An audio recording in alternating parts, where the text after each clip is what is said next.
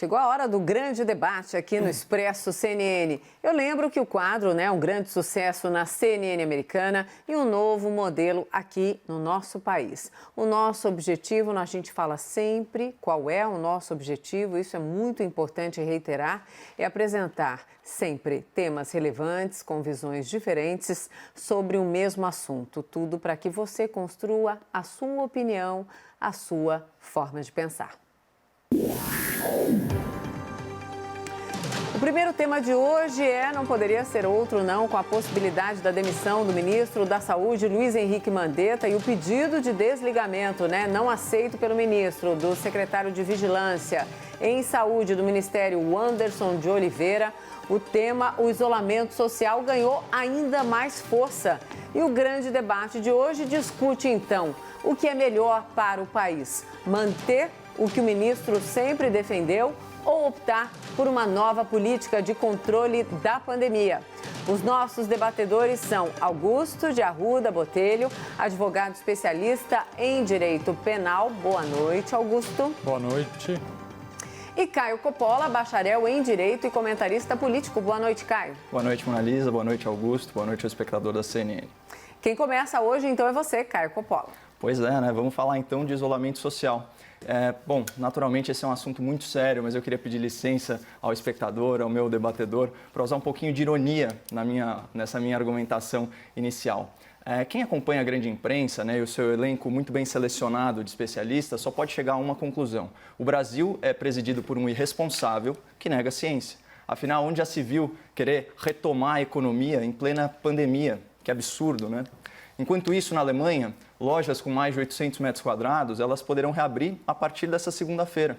Essas lojas, obviamente, têm que estar equipadas com material de higiene pessoal e estruturadas para evitar filas. Gradualmente, a partir de 4 de maio, as crianças alemãs também voltarão para a escola. Será que isso se deve ao sucesso no controle da pandemia? Uma pergunta legítima? Não. Na verdade, nessa quarta-feira, a Alemanha registrou o maior número de mortes em um dia, 285 óbitos. Mas não importa. O nosso presidente não passa de um ignorante solitário entre os sensatos líderes mundiais. Até porque, convenhamos, a Alemanha é uma exceção. Ok, vamos falar então dos dois países proporcionalmente mais afetados pela pandemia: Itália, Espanha. Somados, esses países já contabilizam mais de 40 mil vítimas fatais do novo coronavírus, uma tragédia.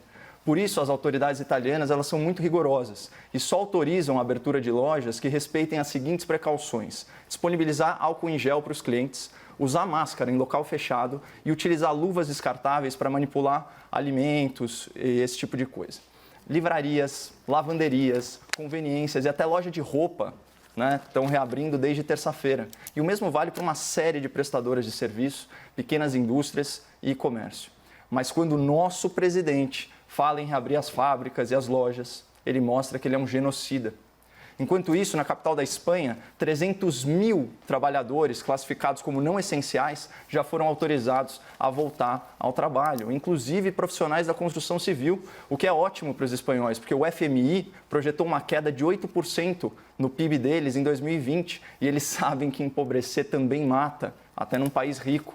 Mas a polícia espanhola, por sua vez, tem um controle bem rígido da população nas estações de metrô, de trem e de ônibus. Ela está distribuindo gratuitamente 10 milhões de máscaras cirúrgicas para os passageiros. E só fazendo um parênteses, com o dinheiro do fundão eleitoral, que o Congresso se recusou a devolver para o combate à pandemia, seria possível comprar pelo menos 1 bilhão de máscaras ou fabricar milhões delas. Mas, comparado ao nosso presidente diabólico, nós temos um Congresso de anjos, não é mesmo?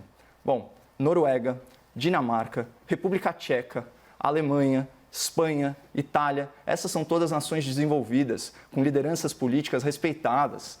Eles já optaram pela retomada gradual, cautelosa da economia. Para eles, essa é a forma mais científica de lidar com a pandemia. Mas o nosso presidente, que defende a mesmíssima coisa, é um louco, exterminador de pobres e velhinhos, que claramente deseja o mal do Brasil, porque ele tem muito a ganhar com isso.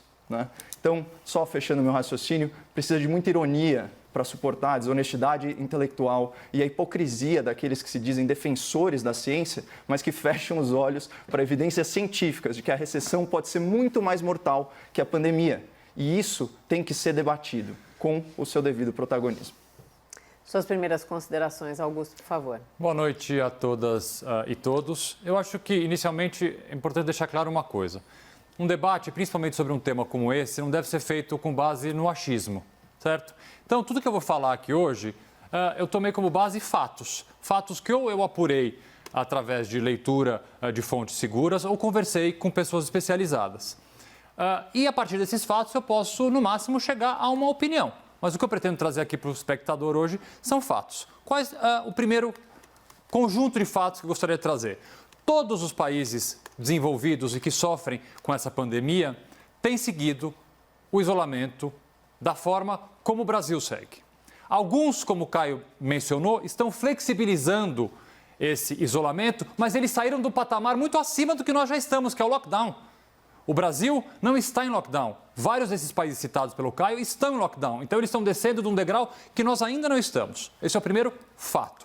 O segundo fato, que é recomendado pela esmagadora maioria dos especialistas manter este tipo de isolamento.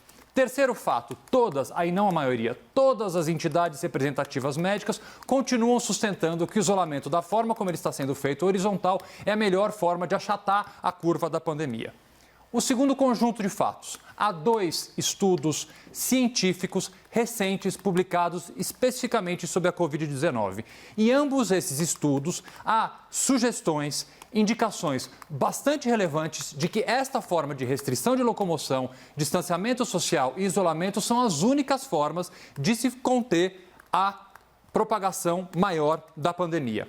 Não há um estudo científico sequer que diga o contrário. Mais ainda, não há sequer textos de especialistas, textos recentes, que digam o contrário, que sustentam que a gente pode, neste momento, começar no Brasil, nas condições do Brasil, a abrir esse isolamento. A União Europeia, e aí cabe bem com essas palavras do Caio, de que alguns países, de fato, ainda bem, já conseguem flexibilizar esse isolamento, hoje publicou algumas recomendações, mais do que recomendações, informações de quais seriam os critérios para esses países começarem a flexibilizar o isolamento. Eu peguei alguns deles. O primeiro é que os governos devem estar seguros que a propagação do contágio diminuiu. O Brasil tem um problema gravíssimo de subnotificação. Nós não sabemos ainda quantas pessoas estão infectadas. Primeiro problema, para atender esse critério, nós já teríamos. O segundo, devem ter leitos de UTI disponíveis. Hoje, em São Paulo, no Hospital Emílio Ribas, no hospital de referência, 100% dos leitos foram ocupados. Terceiro ponto, os países têm que estar preparados para fazer teste em massa. O Brasil está a léguas de distância de fazer teste em massa. Testamos cerca de 300 pessoas por 1 milhão de habitantes, muito abaixo do que a imensa maioria dos países. E por último, os governos devem ter desenvolvido uma capacidade de monitorar a população doente. Esse foi o tema do debate de ontem. Nosso presidente é contra qualquer tipo de monitoramento da população. Então, estamos ainda, infelizmente, longe de atender sequer proximamente desses critérios que a comunidade europeia impôs para esses países que o Caio citou começarem a sair, muitos deles de um lockdown para outro tipo. Então, infelizmente, eu sei que eu gostaria de dar uma opinião, e aqui é uma opinião, melhor do que essa, mas infelizmente, neste momento, nós temos que manter o isolamento da forma como ele está colocado. Então vamos lá, Caio e Augusto, por que nós colocamos esse assunto? Porque durante todo o dia, durante a programação, houve aquela entrevista coletiva do ministro da Saúde, junto com a equipe técnica, né? O ministro da Saúde, Luiz Henrique Mandetta, uma entrevista coletiva em tom de fim, em tom de tchau. E aí, esse é elemento também para vocês continuarem nessa discussão. Vamos lá. Caio, agora, por favor. Isso são intrigas palacianas, né? Já está muito claro que muito do que se discute está completamente contaminado, o perdão da palavra, de oportunismo político. Eu acho muito mais relevante contra-argumentar aí a fala do Augusto. Afinal de contas, estamos ambos falando sobre fatos. Eu esqueci de citar a fonte, mas todos os dados que eu trouxe aqui para o espectador da CNN Brasil vieram justamente da CNN americana, né? Uma matéria da CNN Health que se chama These Countries Are Reopening After Coronavirus. Esses países estão reabrindo após o coronavírus. Veja como eles estão fazendo, ou seja, em tom de exemplo. Eu odeio apelar para o complexo de vira-lata do brasileiro, mas o fato é que essas nações elas são desenvolvidas economicamente, intelectualmente, tecnologicamente, e elas são vitimadas pela pandemia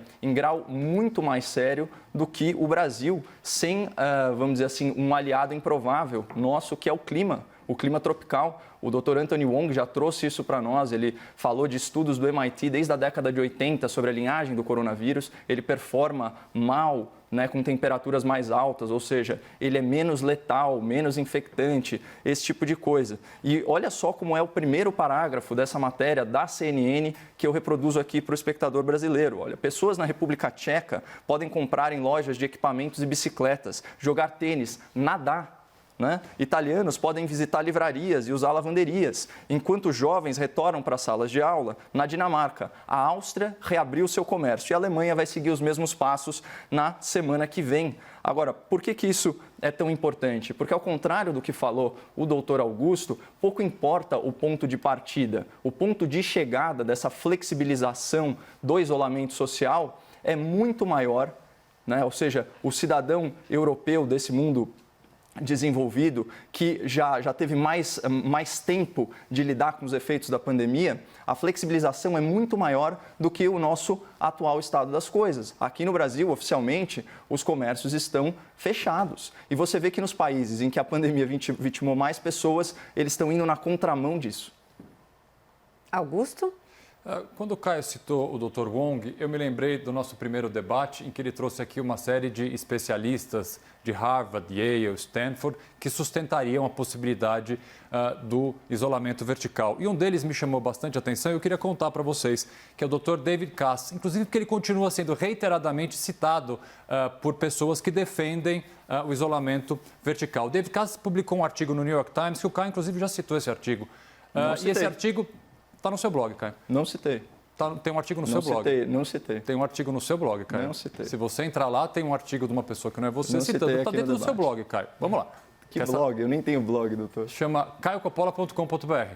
É o quê? Acessem. Um site? Então divirtam-se, acessem lá para ver o meu blog. Boletim Caio Coppola, como é que é o nome? Não, pode ser com o meu nome mesmo. Não tem esse artigo no teu site, Caio? Não tenho. Eu não tenho site, doutor. Ah, você não tem site? Não. Eu tenho um veículo de mídia independente que publica artigos de terceiros. Inclusive, fica o convite aí para o espectador da CNN, já que isso foi trazido aí, para se inscrever lá. É caiocopola.com.br ou Boletim Coppola.com.br. Então vamos voltar para o tema. Tem um artigo de terceiro publicado no seu boletim, ou coisa, não sei como é que chama, perdão, não sou um cara mais analógico do que um cara digital, de um médico chamado David Cass. Quem é esse médico, David Cass? Publicou um artigo no New York Times defendendo o isolamento vertical. Esse artigo foi até retuitado, por exemplo, pelo Trump. E ele vem sendo utilizado várias vezes para sustentar essa possibilidade de isolamento. Quem é o Robert Cass? É uma pessoa que, até o começo dos anos 2000, foi de fato um epidemiologista. Escreveu um artigo muito duro no New York Times, sustentando essa possibilidade de isolamento vertical. E no próprio dia, 4 médicos de Yale, que é a faculdade dele, escreveram um artigo dentro do New York Times dizendo que nós não concordamos com isso. Na verdade, a faculdade de Yale veio a público dizer, olha, ele não é membro da nossa comunidade acadêmica desde 2006. E aí eu fui pesquisar um pouco mais sobre ele e ele deu uma entrevista publicada ontem em que ele explica um pouco do isolamento vertical e muda completamente a sua primeira abordagem, dizendo que primeiro deve ser feito um isolamento horizontal para depois, dependendo do país, se aplicar um isolamento vertical. Mas o que mais me chamou a atenção exatamente é que o doutor... Deixa eu terminar. O que mais me chamou a atenção dele, desses médicos, que você sim já citou, um paper de Yale, e é esse paper que você citou, Caio, é esse paper, não existe outro. Então vamos ser aqui, vamos ter honestidade intelectual de falar que é esse paper que você citou. Eu vou terminar. Então a gente pega o programa aqui, eu vou terminar. Esse médico que foi epidemiologista no passado, sabe o que ele se dedica a fazer hoje, gente? Ele escreve livros de dieta. Ele, na verdade, é um best-seller nos Estados Unidos e ele escreve livros de dieta super interessantes, como esse aqui, por exemplo. A verdade sobre a comida, porque os pandas comem bambu. Um outro chamado A Dieta Cheia de Sabor. E esse último aqui que eu achei o melhor, que na verdade ele não escreveu, ele escreveu o prefácio do livro, que é A Dieta da Barriga Chapada. É esse o médico que sustenta, por exemplo, a política do Trump de fazer o isolamento vertical. É esse o médico que foi sim retuitado e foi utilizado como argumento por várias pessoas aqui no Brasil. Eu prefiro continuar com a imensa maioria da comunidade médica. Bom, o seu elitismo transborda, né, doutor? É impressionante. Você gastar todo esse tempo para desqualificar uma pessoa que do dia para a noite, na sua opinião, parou de ter credibilidade porque seguiu por uma outra carreira. Né? Chega a ser irônico, dizendo quem ele é. Vocês citam. Você quer ser levado a sério? No seu blog. Você é muito menos qualificado que ele para dar as opiniões que você dá aqui. No seu blog está escrito assim, David Cass, Doutor, Universidade de Yale. Vamos até os fatos, eu não tenho blog, pelo amor de Deus. Mas assim, dando sequência, Se eu entrar no boletim aproveitando... coppola.com.br, eu saio aonde? No site de uma Não, loja você vai de estar numa instrumentos landing page de musicais? cadastro, mas esse debate não é sobre mim, doutor. Nosso objetivo aqui é enriquecer o debate público para o espectador da CNN. Contenha-se Eu estou pouco. enriquecendo, eu estou mostrando que as suas fontes não são especialistas, Caio. Você sustenta com base no achismo. Você não sustenta com base em fontes. Você fala do Dr. Anthony Wong e de mais absolutamente ninguém. O Dr. Anthony Wong é fonte da CNN, doutor Augusto. Que você fala dele Por sempre, favor. Caio. Cadê os papers de Harvard? Se ele é qualificado Cadê o os papers suficiente de para Yale? O aparecer na paper de CNN Yale que você Brasil, cita é do ele não médico que vende ele não é dieta, qualificado Caio. para ser Ele vende citado no dieta, debate. Caio. Nada contra vender dieta. Inclusive, acho que eu vou comprar esse livro que eu preciso de uma barriga chapada. Doutor, olha, infelizmente, essa conversa aí está enveredando por uma falta de respeito total e absoluta, não comigo, mas com o espectador. E uma coisa lateral, uma coisa absolutamente irrelevante. Eu não acho nada lateral. As fontes que você usa são fontes que não têm crédito na ciência. Não é nada lateral. A gente não pode fazer um debate com base no achismo. Não tem nada de lateral isso. Não é relevante. Não tem nada de lateral. Um cara que não é de Yale mais, Caio. Ele não é desde 2006 de Yale. Ele tem que pertencer o resto da vida ele não é desde 2006 ao mundo acadêmico, senão ele não pode escrever sobre nada. Né? Essa visão obtusa, não tem binária, nada de obtusa, limitada. É verdadeira, não é com base no achismo. É uma visão muito limitada de que... Não tem nada limitado. Inclusive pesquisei. De você deixar de forma estreita a consulta a especialistas. É sempre isso. Uma linhagem de especialistas... Bom, a gente pode citar também o engenheiro de Israel que você propôs. O Instituto Weizmann é responsável por alguns dos modelos matemáticos mais avançados, né, da ciência contemporânea. Mas, enfim, se você quer andar por isso para descreditar o argumento de autoridade, fique à vontade. Isso não é argumento de autoridade, né? É lógico que isso é outra coisa, cara. É isso que a gente faz aqui, quando a gente cita essas pessoas, essas sumidades. O Dr. Anthony Wong, que eu citei, é uma sumidade. Tanto que foi entrevistado pela CNN. Mas não é o ponto. Aqui a gente está fugindo do que é o cerne do debate. Verdade, vamos voltar então. Tem razão, vamos voltar para o debate. Que é o seguinte, a gente tem que falar sobre os fatos. Eu vim aqui, trouxe que vários países que durante a semana passada você citou como exemplos, estão adotando a flexibilização do isolamento vertical. Será que eles, como eu, estão usando, nas suas palavras, as fontes erradas? Estão pesquisando junto aos especialistas errados? Eles conseguem saber o número certo de infectados, eles têm teste em massa, eles têm UTI sobrando, coisa que a gente não tem. Isso é tão claro, doutor, isso é tão evidente. Nós temos 100% das UTIs ocupadas, não conseguimos fazer teste em massa. Como é que você quer propor um isolamento vertical? Como é que você quer propor um isolamento vertical se a gente não consegue saber nem quantas pessoas são infectadas, cara? A gente tem a nosso favor a faixa etária da população. É irresponsável propor isso. A gente tem a nosso favor a faixa etária da população, o nosso clima tropical. 50% dos internados em São Paulo têm menos de 60 anos, Caio. Que faixa etária? Doutor, a gente está falando uma questão de mortalidade. Agora, o problema é essa visão de só ouvir aquilo que a gente chama de viés de confirmação. Você quer ouvir especialistas que só falam o que você quer ouvir, você está fechado a outras possibilidades. Mas quem fala o que eu não quero ouvir? Quem está falando? Pessoal, o combate à pandemia é uma questão multidisciplinar. Se você ouvir só uma linha de médicos infectologistas, você não vai chegar à solução adequada. Da mesma forma Além que do se você Antônio ouvir... que outra pessoa infectologista sustenta o que você fala, Caio? A doutora Nise Yamaguchi, a gente já teve, em relação principalmente à questão da hidroxicloroquina, vamos abordar isso mais à frente no debate. Mas além do doutor Jung, quem sustenta a sua tese, Caio? Essas posições... Quem sustenta a sua tese além do doutor Jung, Caio? Posso ler para você um artigo do New York Sun aqui que eu peguei. E ele Perdão, Manoel. Perdão, o tempo foi por água abaixo, desculpe. Caio. Não há problema algum o debate esquentar, né? Enfim, isso acontece, mas só entender que quando um fala, o outro precisa pelo menos ouvir o final, né? Para que a gente tenha o entendimento do telespectador. Quem está nos acompanhando tanto na internet quanto na TV, se vocês falam ao mesmo tempo... Enfim, fica incompreensível, mas o debate é de vocês. O Caio estava com a palavra agora, eu queria que o Caio completasse o que você estava falando, Caio, por favor. Sem problema, até porque mesmo... Enfim, é só para que a gente tenha o tom certo do debate. Temos que ser compreendidos. Vocês concordam? Com certeza. Então, por favor, Caio. Mas eu acho que o telespectador conseguiu compreender tudo o que está acontecendo aqui. E não adianta gritaria mesmo para silenciar as vozes dissonantes. É isso que setores da grande imprensa fazem, é isso que a grande mídia faz. Tentam abafar as vozes na gritaria, desmerecendo, fazendo patrulha ideológica, fazendo assassinato de reputação de terceiros, de quem ousa ir contra a narrativa majoritária. Eu trago para vocês aqui um artigo do New York Sun, certo? Que é assinado pelo Edward Lampert. Ele faz uma comparação muito interessante, né? E agora, voltando para os fatos, ele diz o seguinte: a América, ele fala especificamente sobre os Estados Unidos, tem respondido à pandemia da Covid-19 como se fosse um furacão, ou seja, fique em casa até o furacão passar.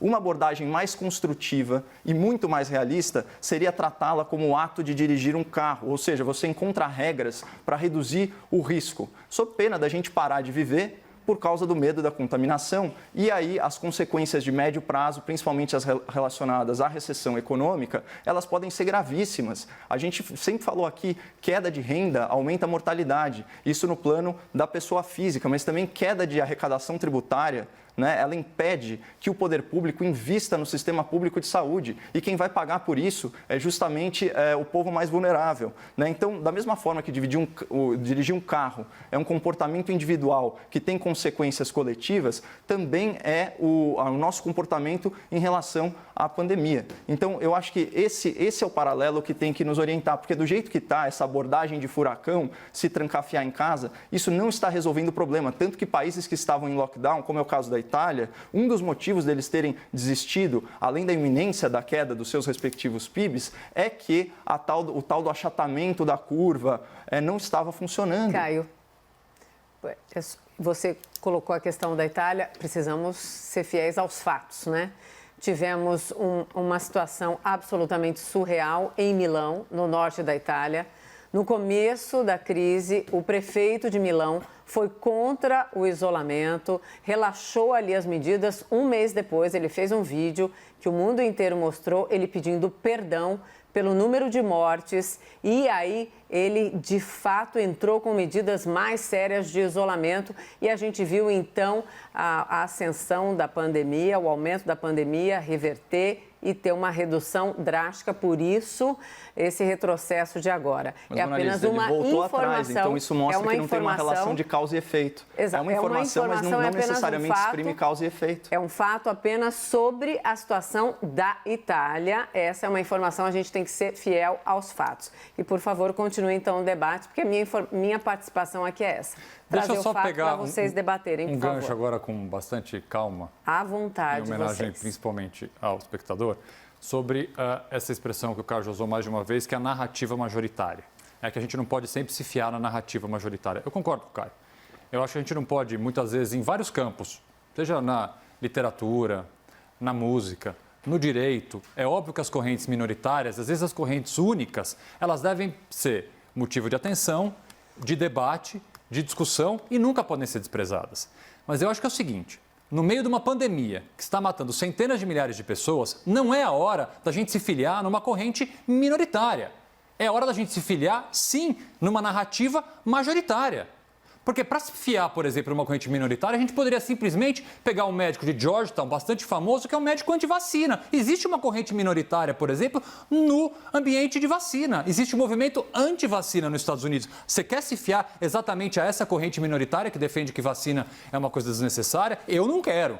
No momento de pandemia como o nosso, eu quero sim ser conservador, absolutamente conservador com a medicina e me filiar sim o que na maioria dos especialistas, e tem que ser especialistas da área, com todo respeito às outras áreas, o doutor David Katz pode ser um excelente médico de dieta, mas ele é um médico que se dedicou nos últimos quase 20 anos a tratar de dieta. Eu acho que não é a especialidade correta para, nesse momento, vir dar pitaco se a gente deve fazer um isolamento vertical ou isolamento horizontal. É só isso. Acho que entendo que as correntes minoritárias sempre têm que ter voz, mas no momento de pandemia eu vou sempre me filiar à corrente majoritária.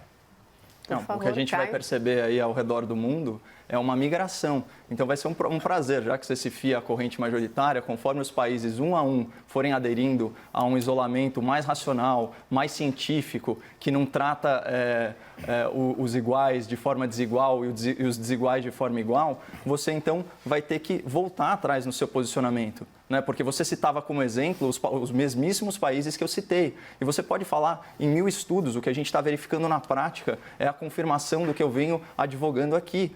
Você combater uma pandemia é uma questão multidisciplinar, você tem que ouvir múltiplas ciências no intuito óbvio de salvar a maior quantidade de vidas humanas. Então tem muita coisa que está em jogo, além de uma visão excessivamente cautelosa de setores da infectologia. E agora, quando eu trago um virologista, que foi validado inclusive pela CNN Brasil, e você promove um assassinato de reputação dele no debate público, eu não consigo entender como isso contribui para uma discussão democrática. Você trouxe o Dr. Ong, que eu nem conheço, eu nem assisti a entrevista do Dr. Ong. Eu falei do David Cass, que é outra, ainda porque tem um você não artigo sabe que sobre o que você está falando. publicou no seu portal de comunicação. Se não é blog. Errou de novo. Bom, como é que chama, Caio? Pelo amor de Deus. Informe-se antes, doutor. As redes sociais eu sou velho, eu sou mais velho que você. Eu sou mais velho que você, Caio. Eu não estou tão acostumado com isso, desculpa. Então não traga isso para o debate, é só não, isso. Claro, óbvio que eu não vou trazer. Como eu não vou trazer? Foi publicado ontem, é só você entrar lá. O espectador pode trazer. Não, eu conheço, Caio. Eu só não sei o termo do veículo de comunicação que você usa. Só isso. Mas há um artigo ali que cita um médico de dieta. Isso é fato, gente. Entra lá. É fato. Eu comecei o debate dizendo que aqui achismo não tem. Aqui tem fato. Aqui tem fato. Aqui não tem achismo. Tudo bem, doutor. Então fique com os fatos aí da Noruega, da Alemanha, da Áustria, da República Tcheca, falou que a Alemanha é exceção, da Espanha. Cara. Da Espanha. E a Alemanha, na verdade, é o exemplo mais bem acabado, porque enquanto eles batem recorde, é um recorde perverso, mas enquanto eles batem recorde de óbito, eles já entenderam que, apesar disso, o ideal é fazer a flexibilização. Porque você se diz um conservador, então vou te dar uma aula de conservadorismo, doutor. Não, sou conservador, não. Nesse caso, do ponto de vista médico. O conservador ele é avesso a radicalismos. Né? Ele não busca soluções imediatistas, ele olha de uma perspectiva mais ampla, ele pensa no médio e no longo prazo. Se a população seguisse o seu conselho, se nós seguirmos o seu aconselhamento aqui, você vai ter a maioria do Brasil, a maioria dos municípios que não tem um caso de Covid-19 absolutamente paralisados, em pânico, em casa, enquanto as elites políticas fazem contratações sem licitação, certo? Coloca o governo numa... Não, mas isso é importante, porque isso vai quebrar o país. Pelo amor de Deus. Isso vai quebrar o país. Você quer saber qual que é o maior problema? De novo, tá bom, eu posso mudar o tema, não tem problema. Vamos falar da má gestão pública, né? Você fala que eu só critico a imprensa. Você tem assistido as reportagens, do Roberto Cabrini, então o jornalista premiado. Você viu o que ele mostrou num hospital de São Paulo? São Paulo é a cidade mais rica do Brasil. O hospital municipal, dirigentes de um hospital municipal chegaram ao cúmulo, né, de encenar, fazer um teatro para a imprensa, trazendo respiradores de última geração e leitos de UTI. E assim que a imprensa saiu, eles retiraram esses equipamentos, certo? E a realidade que se verifica é o quê? Você tem pacientes contaminados, misturados com pacientes suspeitos de contaminação e falta material, falta EPI, né, equipamento de proteção individual, para todo o staff do hospital. Então, quando eu venho aqui falar contra as elites políticas que estão só preocupadas com reeleição, é disso que eu estou falando. É óbvio que a gente vai ter uma crise muito mais grave. Só pior que a pandemia é o sistema público de saúde. O que mudou agora é que a elite do Brasil, e aqui eu falo elite econômica, está se deparando com o mesmo problema que o povo brasileiro se depara há anos, que é o quê? Falta de espaço em hospitais, né? Dificuldade de acesso à saúde. É isso que mudou. Agora, se a gente ficar discutindo, deixar a população trancafiada em casa, imagina, as autoridades já tiveram um mês para se planejar e na cidade mais rica do mundo a gente tem esse papelão, né, de submeter os profissionais da saúde a esse risco gigantesco, né, e a população a isso. Assista Conexão Repórter do Roberto Cabrini, recomendo, para você ter uma noção da realidade e ver as implicações daquilo que você está falando. Então, para fechar, Mona Lisa, posso fechar o tema rapidamente? Claro, à vontade. Eu vou ter, Caio, o maior prazer. Eu acho que não há, eu não vou falar que não há ninguém que quer mais para voltar à vida normal. Acho que todos nós aqui queremos, absolutamente. Inclusive você, tenho certeza disso. Todos os espectadores, todos os cidadãos querem voltar ao normal. Eu vou ter o maior prazer de flexibilizar as regras de isolamento, assim como esses países europeus estão fazendo, assim que o Brasil conseguir o que a comunidade europeia, onde esses países estão, fizeram.